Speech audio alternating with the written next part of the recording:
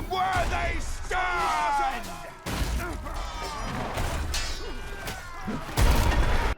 Hello everybody, my name is Hammock. Today I'll be going over Chivalry 2 in a series of videos that I'd like to do every so often called Engineer Main, which, because I'm a person who likes playing Engineer in Team Fortress 2, I also like to play other games which I feel like represent the same kind of playstyle, like Bushwhacker in Dirty Bomb, or Torbjorn in Overwatch, and so on. And I have other videos which you can see a link to the playlist up here. And I'm currently going to go over the Engineer subclass in Chivalry 2. And if you've played the previous Chivalry game, it's a game about running around, sort of hitting people with swords. It's like a first-person shooter, except instead of running around with guns, you have swords, different kinds of spears. There's an archer who can shoot arrows.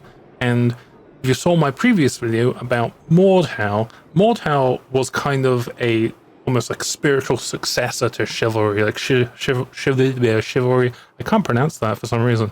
Chivalry Medieval Warfare was a very good game and had a lot of people enjoy it. And Chivalry 2 holds up pretty well to its predecessor. And let's also see how well it compares to Mordhau's Engineer.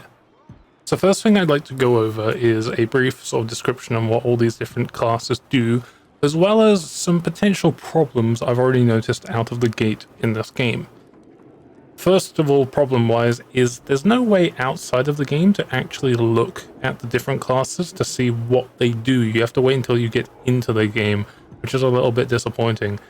They also do a tutorial where it shows you like the basic mechanics of fighting, blocking, doing counterattacks, and throwing all kinds of weapons and doing combat, but it doesn't really go into detail onto what all the different classes do, and I had to just play a bunch to kind of figure it out, and then also go like browsing on the Chivalry 2 Reddit to sort of get some answers. So hopefully this should also help if you're completely new to the game. But there are 4 main classes: the Archer, Vanguard, Footman, Knight. I usually get the Vanguard and Knight confused, so that might come up later.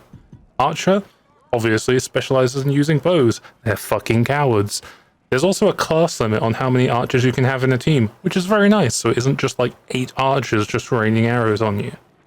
Archers, they shoot arrows. There's different subclasses to them. I don't know too much about Archer, but you get one where you have a bow, you get one where you got a crossbow, which does more damage but reloads slower, and then you get another one which lets you throw different kinds of spears, which is a little bit more of like a mid-range option.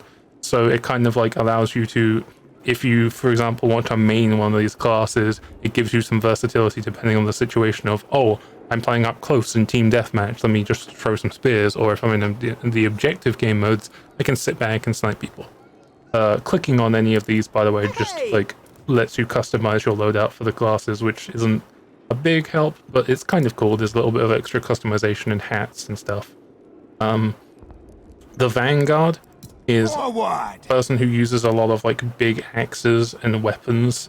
They have all of them have kind of a innate ability. The Vanguard's ability is that they can leap at people, so you can kind of just jump on somebody and do a lot of damage and close the gap. They also have the ability with their subclasses to wield different kinds of primary weapons, so you could have like one greatsword and one warhammer, so you can bypass different types of armor, because there are some weapons that are effective against different classes. Footman we're going to go over last because that's where the Engineer is. But then we have the Knight, who is probably like the tankiest, the one you want to run in and just start all the fights with. The base default Knight has this kind of horn ability, which I really quite like. Like, if you're going to play this game and you want to be a support character, the Engineer does provide quite a bit of support. I feel like if you want to like be in the thick of it, like being like a battle healer, like a kind of D&D paladin, this is the kind of class you want to play instead, because when you do damage, you build up charge for your kind of ultimate, your Warhorn, and when you activate it, everyone around you suddenly gets a burst of healing, and it's sort of like you run into battle, everyone's low, and then everyone's like healed. It's really cool. They've got another subclass. Each of them have 3 subclasses, by the way. They've got another subclass where you've got a big tower shield, and you're probably the tankiest out of all of them. You've got big heavy armor, you've got big tower shield, and when you charge up your ultimate, you put a banner on the ground, and if you're standing near that banner, the allies get like health regeneration, which is quite nice, kind of like a dispenser. The downside is that enemies or allies can break it, like just smash it a bunch and it falls down and it stops working.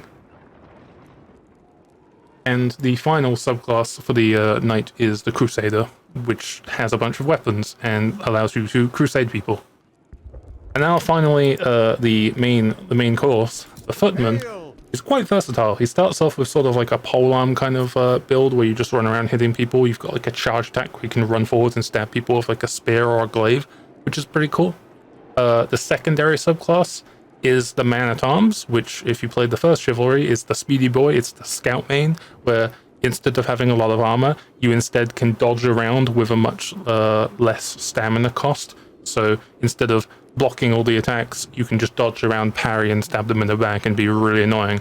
And then the third subclass is the engineer, which, by the way you have to like level up, you like if you want to get engineer, sadly, you have to play Footman and then level them up to about level 9 of the level, which total levels you get between classes is your like general character level.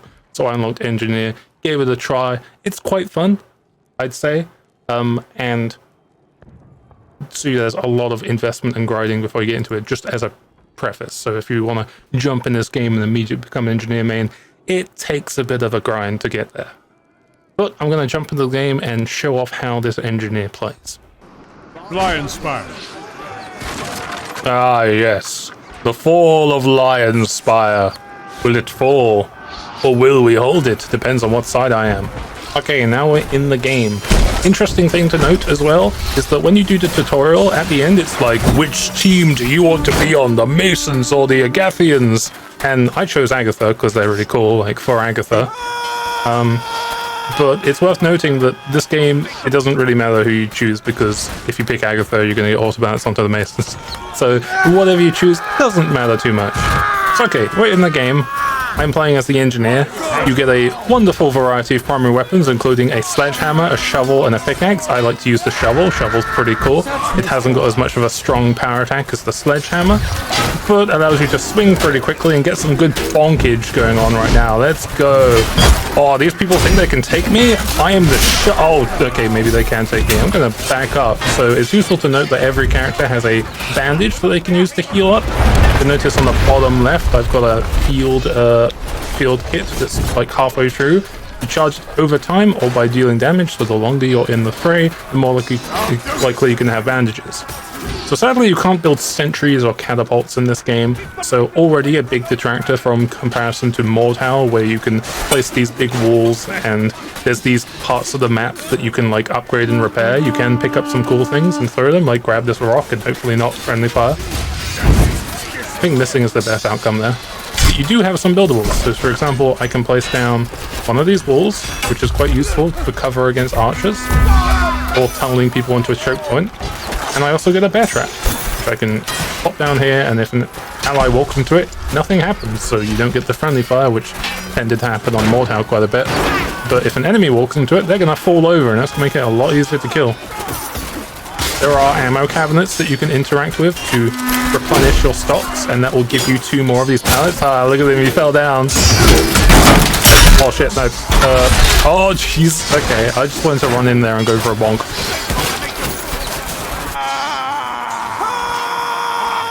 Alright, so now you can see, like, it would be nice to have this kind of gear loadout when I'm in the menu, but sadly there's no way of accessing this. So this is a good way of showing things. It shows you the health and stamina of the class. It's pretty average. You get the bonus of if you get to revive an ally, which rarely happens. Usually people, if they get knocked down, they immediately get like 1 shot. So like 1 out of 10 times, maybe 2 out of 10 times, you're going to actually get to revive somebody. And it should give you a healing benefit, so it's a bit more of a support buffing build. You do extra damage to break walls, which doesn't come up too often. Sometimes there'll be an objective, like see in the background here, there's a bunch of these wooden pallets. You have to break through that, so you can break through that a little bit quicker. Or if the enemy builds a lot of like spikes on the ground, you can break through it. and you're vulnerable to direct combat. That doesn't necessarily mean you're statistically vulnerable, like you take extra damage. It just means that you have less ability to defend yourself. But if you're a good gamer and you can bonk people with a shovel, then that shouldn't be too much of a problem. You get the sprint charge that you run towards people and bonk them, and you get the bandage kit. Healing and reviving players also charges the item, which is pretty cool. Also worth noting that this game works in spawn waves, so it's not like every time you die you're going to respawn in 10 seconds. Sometimes you could die and then catch the spawn wave and instantly respawn. Sometimes you could die and then just miss it and then have to wait like 18 seconds. So we want to play on sort of a defensive game mode here. Sadly, we already lost. So what we can do here is set up some walls here to choke point them, and then put a bear trap in the center. So this is the kind of playstyle you want to play around as the engineer, because you want to kind of bottleneck people. There's no like catapult building or like sort of complicated traps. Instead, you can just kind of fuck with people. There's you can pick up these traps, but they'll kind of get you killed if you go and do that. Nice shot, Lil Wayne 95. But there are the let me see. There is the different weapons, like the sledgehammer does 50% bonus damage to knights and footmen, just as a way of bypassing the armor. Shovel also does very similar, so. And the pickaxe does a little bit less damage overall. I haven't unlocked the pickaxe for that. You have to be like level 12. You can place these spike traps, but a lot of other people can already place them, and it basically means that like you can set it up so that your allies can walk over them, but if people walk back towards them, they take damage. But other classes can place those buildables anyway. It's also worth noting, as you can see from that players, there's a lot of things on the map that you can pick up, which is quite exciting. For example, you could pick up a pumpkin and now use it as a buckler, or eat it, which recovers a little bit of health regeneration. You can also pick up this knife and decide to throw it at somebody. Or you could pick up this turkey and throw it at somebody. I think my favorite thing overall is that you can get a tankard of ale. Thankfully, I unlocked one. And if you drink it, it makes the screen all blurry. And you can just be like, ha ha ha, roleplay. I'm going to get drunk and fuck you up. Let's go, boys. Let's go. And you run into the battle and then you die. And it's like Deep Rock Galactic, where you get RP drunk before a mission. Oh, jeez. I'm not very good at this combat, as you can tell. I also like to play in third person because it's easier to tell if someone's flanking up on you. But you can also play in first person too, just personal preference. It's actually weird because in first person, if you have the FOV turned all the way up, you actually have higher FOV than in third person, which is a bit strange. But I think I like playing third person in these types of fighting games. So as you can see, the engineering content is sadly a little bit lacking. Place little pallets, which will be very helpful in this situation against people with arrows and bad intentions. Bonk. Oh, jeez. Pallets do go down really quickly. The bear traps can be recovered, but will get you killed if you go and pick them up. And unlike Mortal, where there are like parts of the terrain that you can like construct to build a wall, like you just hit it with your wrench to repair. There is not that. So there's overall less interesting like environmental things you can do as an engineer. It's more of just a, hey, there's an engineer in this game kind of thing. So it is quite a fun game. I think that's just virtue of Chivalry being quite a chill game anyway. I highly recommend playing it if you like this genre of game, but overall, I think if you want more of an engineer experience, I would lean towards playing Mortal. Sadly. Hopefully there is more potential content for engineer in this game. I can also understand not wanting to add as much stuff, because in Mortal you can place a giant siege crossbow down and snipe people from a distance. So just like how they planned on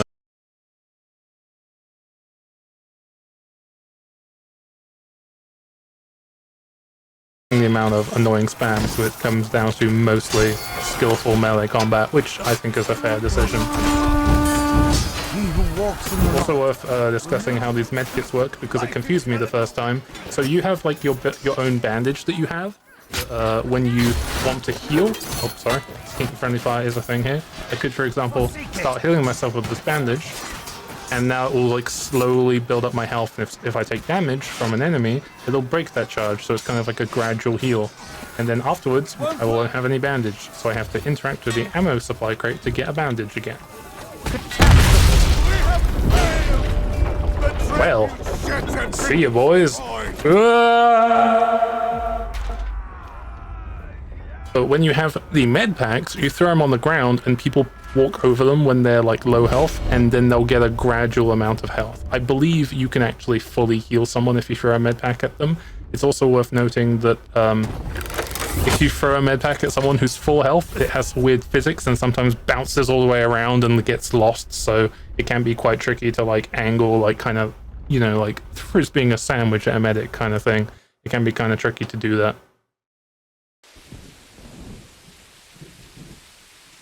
The Battle of Wardenglade. The game also does have mixed game modes, including Team Deathmatch, which I personally don't like as much, since I'm usually in these types of games to play, you know, as a team support. And sadly, the game doesn't give any specific option to only play objective game modes. It's only mixed modes or free-for-all, which is, you know, like 1v1, kind of like everyone for themselves. You can go onto the server browser, but pretty much all the servers are mixed modes or like 1v1 servers. Like, they're, so far I have not found, I mean, I could be scrolling this right now and someone could be like, oh, there's one server there, but the majority of the time, anytime I've tried to play, there is no like server where it just only plays like objective maps, which is a bit sad. And it would be cool if there was an option on the main menu to be like, I want to only play these maps and not Team Deathmatch, because I just personally don't enjoy it as much. Mainly because I'm feeding all the time. But yeah, that's my conclusions on Chivalry 2. I really like it. It's enjoyable. It's a fun experience to just, you know, blast some power metal and bonk people with a shovel and then just have a good old time. But in terms of the engineer main experience, I'd lean more towards Mordhau. It's still a fun game, but it definitely needs more engineer main related content for it to be substantial. But it's still enjoyable. So hopefully this came as a useful recommendation, or, you know, gave you more information you could use. Sorry, I'm starting to stammer now. Yeah, hopefully you enjoyed the video, and I will see you next time.